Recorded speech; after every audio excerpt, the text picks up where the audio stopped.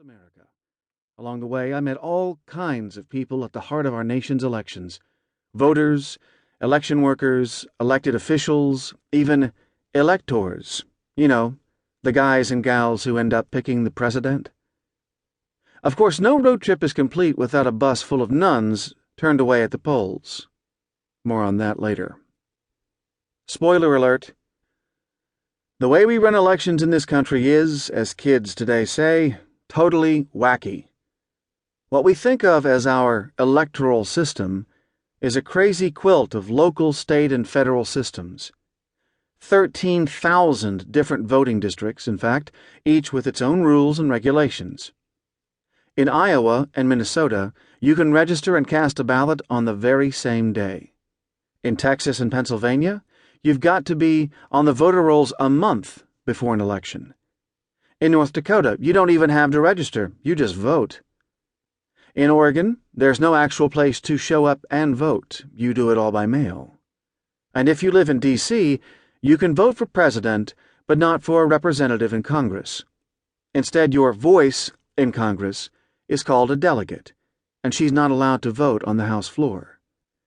During my road trip, I met her, Delegate Eleanor Holmes Norton, and she pointed out that taxation without representation remains a reality for 600,000 Americans who happen to live in our nation's capital. Irony.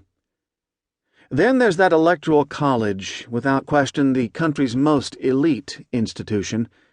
As you probably know, when you and I vote for president, we're actually voting for a select few who vote for the president for us. And who are these sage men and women, these stewards of our electoral destiny? They're people like Ben Leatherberry of Salem, Indiana. He's a really nice guy. A really nice guy who was all of 19 years old when he served as an elector. I also met folks like Tom Tancredo, an outspoken former congressman from Colorado and one-time presidential candidate. He's not shy about saying that voting isn't a right but rather a privilege to be earned. He's not shy about much, actually, which is one of the reasons why he's great to talk to. Tancredo believes that Americans should have to pass a civics literacy test before being allowed to cast ballots, even if it's not a very tough one. "I don't care if we publish the test on great billboards and tell them what the answers are," he told me. "I don't care. I just want voters to know something about the government that they're voting on." Then there are those nuns I was telling you about. A group of 80 and 90-year-old sisters in South Bend, Indiana, who tried to vote at the same place they'd voted for years, but didn't have valid state-issued photo identification. Yes, election officials carded a group of elderly nuns and turned them away. That incident got me thinking. Do stringent ID laws, on the books now in a growing number of states and upheld by the U.S. Supreme Court, hurt or help our electoral system? Do they deter voter impersonation, as proponents argue, or do they make it harder for qualified voters to actually vote, as critics charge? That's one of the questions we explore in this book.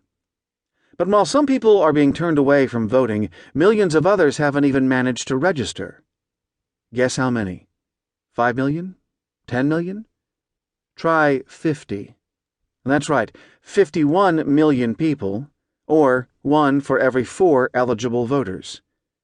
And let's take bets on how many of those vote regularly on American Idol, or at least on The Voice. John Fortier, a scholar with the American Enterprise Institute and the Bipartisan Policy Center, put it to me this way. "I think both sides would agree that our registration system is broken." Fortier went on to share his ideas for how to make the voter registration system unbroken, or at least a little less broken. One of those unregistered voters, until recently anyway, was Flo Perkins of North Vernon, Indiana. After serving her sentence for a felony conviction incurred several decades earlier, Flo thought she wouldn't be allowed to vote in Indiana. That is the case in some states, like neighboring Kentucky.